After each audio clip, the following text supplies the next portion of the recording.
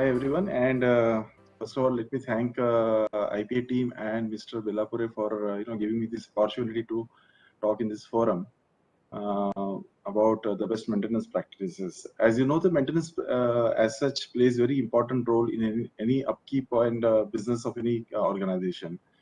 Now, primarily, there are different maintenance practices which are prevailing. One is, of course, the baseline practice where uh, you know it is mainly done for meeting the requirement and of the CGMP based on the practices, based on the set procedures where you ensure that the drug is intact and it is not affected due to lack of any maintenance procedures in place. Then there is a maintenance good practices which does not have direct impact on the system, but of course it obviously is encompassed in the maintenance baseline practices, and the proper documentation practices has to maintain. Now, when we come to maintenance best practices, it is beyond the maintenance baseline practice, which includes the different tools which will enhance the practices, and like we'll have a proper reliability centered maintenance, we'll have enhanced controls, trending analysis to be done, benchmarking of the system is being done. And once everything is finalized, then the maintenance program is rolled out, which is with approval of QA assurance, quality assurance, and then it is rolled out with with the proper systemic procedures and to maintain the quality of the product. Next, please. So these are typically the maintenance philosophies which we have prevailing. So one of is, of course, the breakdown and emergency maintenance, which means the breakdown maintenance or emergency maintenance is more or less called as a run to failure maintenance, where we wait for the breakdown to occur and then the maintenance is done. So this has, although the cost is practically nil in this, I mean, it's only when the breakdown of the equipment occurs, the people are attending that. But until there's a major breakdown, you'll have a major effect on the productivity of the equipment.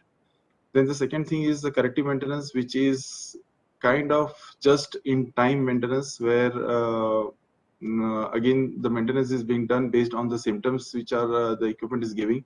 If there's if there is a abnormal noise coming from the equipment, you start attending the equipment before it is before it breaks down, and then attend the equipment and bring it to the normal running system. But then it's still not recommended because it's very close to having a breakdown in place. Then the third thing, which is most of the companies, I mean, is prevailing and is a set procedure, even approved by the QA, and it's a standard procedure which we do is a preventive maintenance, where the preventive maintenance of any equipment is done in the predetermined intervals and with the prescribed criteria. The checklist is derived just to reduce the failure and make sure the equipment is up and running most of the time. Next slide, please. Then the other approach is risk-based maintenance, where the equipment trending is done, the analysis of all the equipment parameters are completed, the periodic test of the equipment is done, and basis which the asset condition and the risk assessment is defined with the appropriate maintenance program is also derived from there. So all equipments, displaying the values are, kind of checked and assessed to give the, like useful life and guarantee of the equipment, which has a high reliability and the safety and efficiency of the plant. The other most important aspect is condition-based maintenance. Now, this is the most sought for, and it is coming into the practice now, where the equipment is the performance of the equipment is measured and the control of the corrective actions are being taken. So there is an online detection of real-time parameters of the equipment like vibration, sound, and then based on that, the equipment maintenance program is arrived at. So this gives very early indicators, or if there is a vibration, definitely it gives early indicator, and basis which the equipment is attended, and leads to a longer life of the equipment, and thus the productivity is also enhanced. Next slide, please. Now, as we go, and obviously one, like we cannot manage if you're not measuring anything. So what we want to achieve from these maintenance practices is definitely to reduce the breakdown, improve the mean time between failures, reduce mean time to repair for any equipment, then reduce the maintenance cost. Obviously, once the equipment is maintained properly, the cost of the maintenance also comes down. And then, of course, with that, the increase in utilization of the equipment happens, and maintenance skill is developed. And of course, these all helps us in optimizing the spare parts in the inventory. Next, please. Now, these are some of the different tools which are kind of are in place where most of the companies have started using this. One is of course RCM, that is reliability centered maintenance. Root cause analysis is being done. There's a Six Sigma practice. Then there's a Kaizen which is happening. FME is being done on the equipment during installation as well as during to arrive at the different failure modes of the equipment. Then the value stream mapping is done. Error proofing is completed, and 5S is of course one of the most prevalent practices which is now happening in industry. So these all practices, kind of increases the life of equipment, improves, enhances the productivity of the facility, and of course improves the uptime of the instrument equipment itself. Next, please. Now, when we talk about root cause and reliability centered maintenance, so root cause is something which has happened in past, and we investigate the root cause of the failure and arrive at the preventive action to avoid further happening of this the same incident. So it is more of a reactive maintenance, whereas the reliability centered maintenance is aimed towards going futuristic and understand what could happen, what could go wrong with the equipment. So it is more of a developing a maintenance strategy, and to ensure that the equipment and the process functions are in accordance with its design parameters, safety, and reliability capabilities of the equipment. So this is more of proactive measures which gives clear visibility to the maintenance engineers. Okay, this is what can go wrong with the equipment, and these are the important failure modes in the equipment, which we can address it on time. Next, please. Now, generally, root cause analysis is done on the equipment, but by and large, sometimes people they skip that. They just attend the symptoms, and the root cause is left as it is. So, like you say, in this, one has to really answer why we are replacing the bearing every time for the same equipment. Is it because there is vibration in the equipment, or is actually the root cause is a misalignment? Because most of the failure which we have seen in equipment bearings and all, that is because of the misalignment. So just changing the bearing on failure does not help. It's important to really get into the root cause, understand what is happening with the equipment, check the alignment of the equipment, although it is taking time, and then replace. Then only the further action should be taken. Otherwise, we'll end up changing the bearings again. And same is the case with the air compressor. So you frequently see the air compressor being loading and unloading is happening, and there's a continuous consumption of air in the system. Now we generally see, okay, my air compressor is falling short of capacity, but is it is it the only thing, or do you have any leakages in their line? Because generally even the leakages, small leakages, they come up to maybe more than 100 CFM or 200 CFM in the system of the large plants. So it's important to routinely check the leakages in the air, and make sure the leakages are arrested, so that you also save on the power, and you also save on the capacity of the equipment which you have in there in air compressor. So these are some of the places where the root cause analysis for any failure or for the cost saving, it plays an important role here. Next, please. So some of the tools and strategies which are being used, like if you see the screening tools, like there is these vibration analyzers are being used, then thermography images are being taken up to make sure that whether there is any heating up in the electrical panels and all that.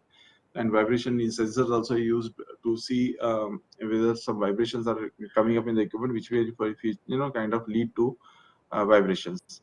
So these are the predictive tools which plays very important role, and continuous monitoring of vibrations, sound, thermography images of in electrical panels. Those have to be done to make sure, and even harmonics checks in the panels has to be done to check, make sure that your system is in robust condition and you don't occur, have a breakdown in the equipment as such. So these are some of the tools which any maintenance team should have to make sure that their equipment are continuously monitored and maintained. Next, please. Now, this is typically RCM flow, which is, like you first try and identify the critical equipment basis, whether the equipment has a lower MTBF, whether it is, bottleneck equipment in the complete facility, and basis that you identify the equipment. And once the equipment is identified, you start building up the equipment trees, start dividing the components into sub-components, and then do the criticality assessment of the each component. And based on which then you arrive at C3 sheet, which is cause, concern, and countermeasure.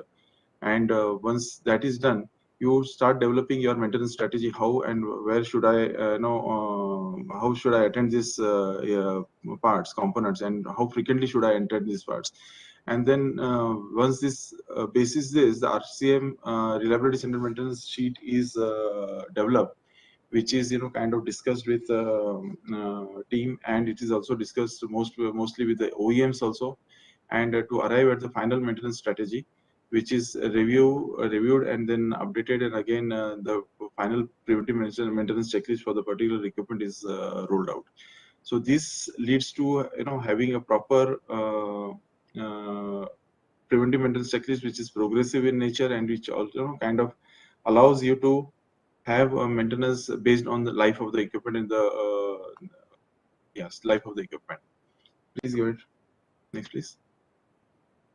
So this is typically how the equipment tree is made. Like I've just taken a simple example of a bicycle, how it is, kind of the sub components is identified, the seat, the tire, the chain, and all, and basis which you then finally arrive at what are the important components in this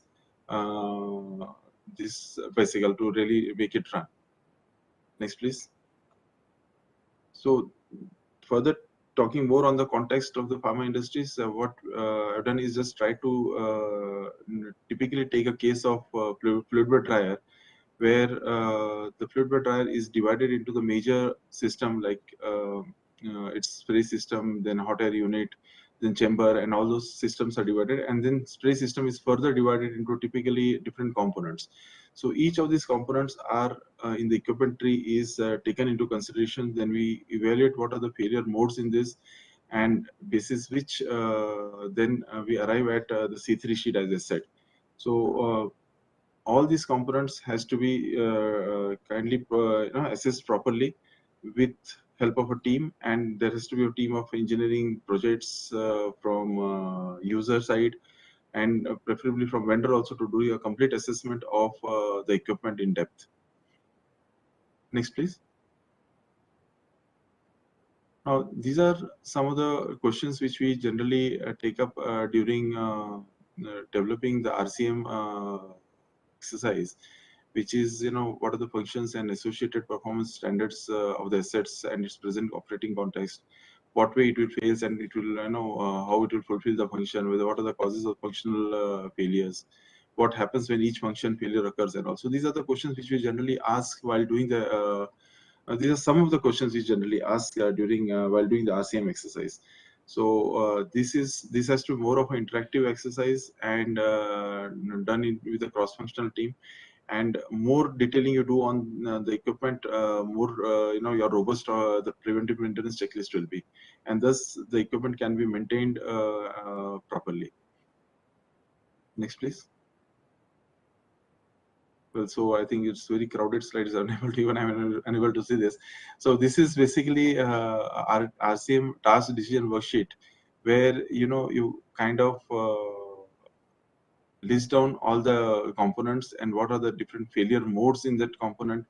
whether it will have an impact on equipment or it will have impact on environment, the performance of the equipment, and basis which then you kind of assign whether this should be taken up in the preventive maintenance or it should go as a part of predictive maintenance, or it should be an autonomous maintenance where the operator himself, kind of take it up as a CLITA practice and attends after the during the setting up of the equipment.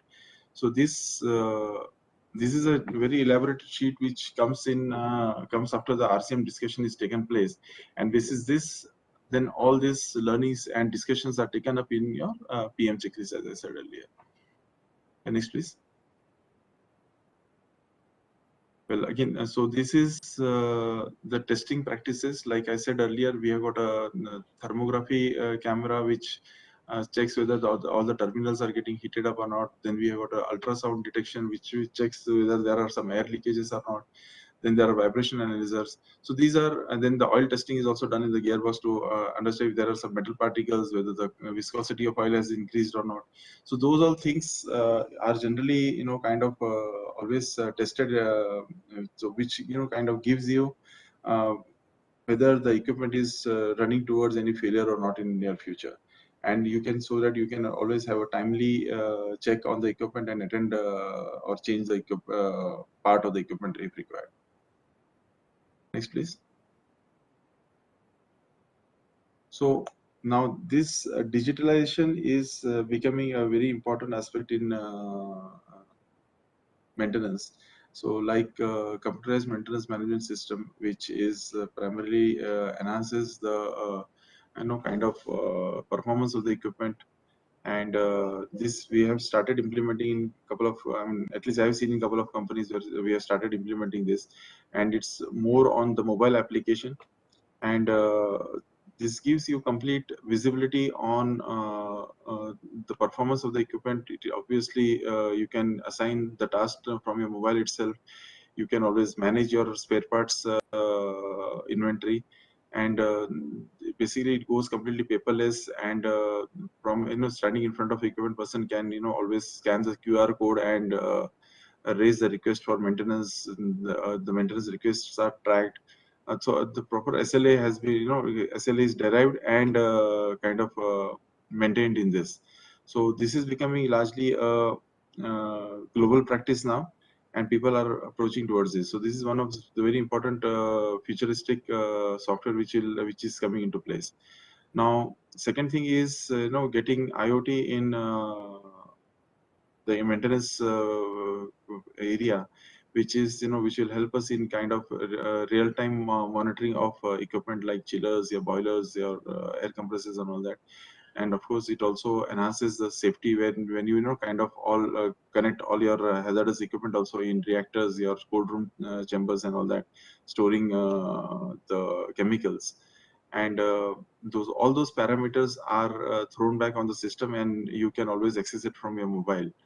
And which of course increases the efficiency of the process as well as of the maintenance team also. And all the critical parameters are thus monitored on your system, and it's really it helps in kind of giving the complete visibility to the maintenance engineer and for the plant manager also.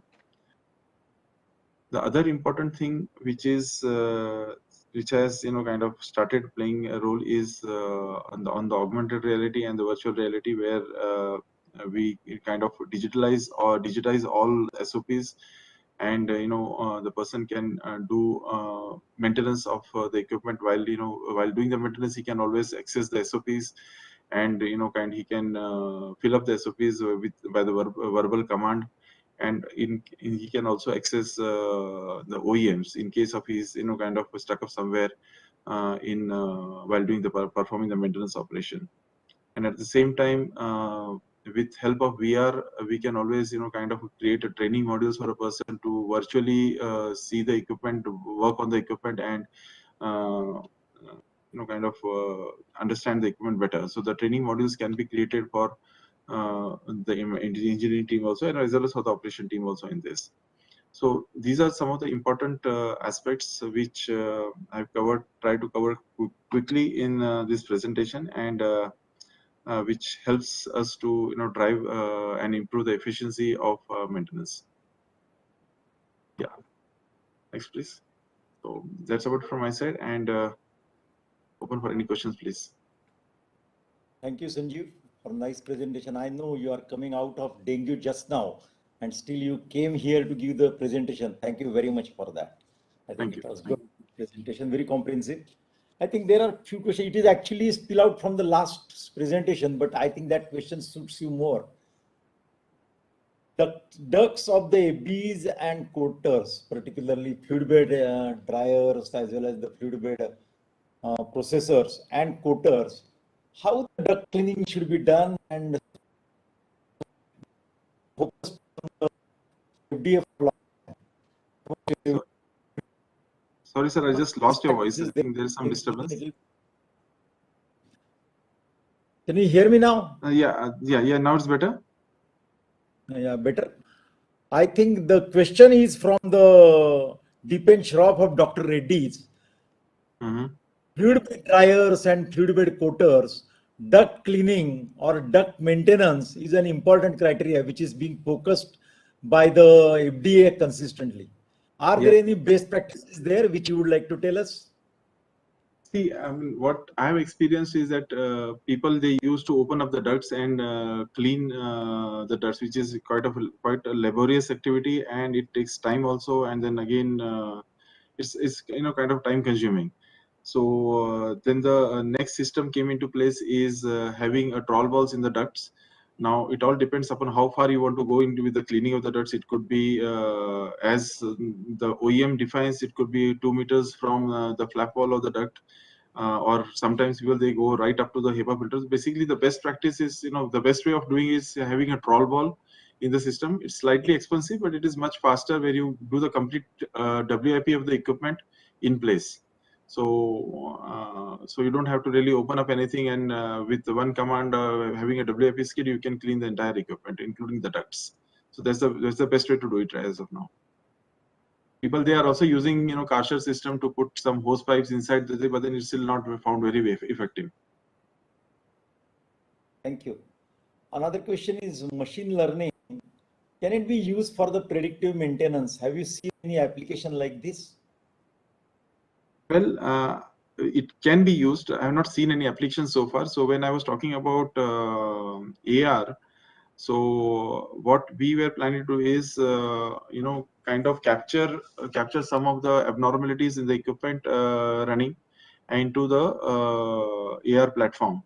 So that is being done. It's still working on, and people are working on that. But I have not seen anything practically working anything on that in pharma, at least. There is one more question from Mr. Nitin Agrawal of Ajanta Pharma. What is AR, VR, and MR technology? Can you explain a little bit? So AR is basically augmented reality, where you virtually see the equipment. So basically, let me start with the VR. So VR is a virtual reality where you create a virtual area and the equipment. So the person sees the equipment, he can kind of feel the equipment and operate based on the virtual background which is created. So this is more or less used for training of the personnels, where he can kind of operate the equipment, he can carry out the maintenance of the equipment, and get trained on the SOPs. So that is the VR. Second thing is AR. AR is where the person can is augmented reality, where the person sees the equipment. He can also kind of read the SOPs while he is kind of working on the equipment, and without having a complete visibility of the equipment. So let us say if I'm doing any maintenance of equipment and I'm stuck up somewhere in the gearbox of let us say compression machine. So I can go back on the same module with the wearable glasses, go back to the training system, see how the gearbox has to be opened while I'm actually seeing and performing the operation on the gearbox. So this concept is now picking up, and it is really good. So I've seen, started working on that. We are working here also on this, and then it's picking up basically. Last one was, what is AR? Sorry? What is MR? Yeah. So MR is mixed reality. Basically, it is a combination of these two, where the person sees a SOP, again he commands. So it's by and large more or less he sees a virtual atmosphere also, as well as the equipment also. Thank you. Thank you.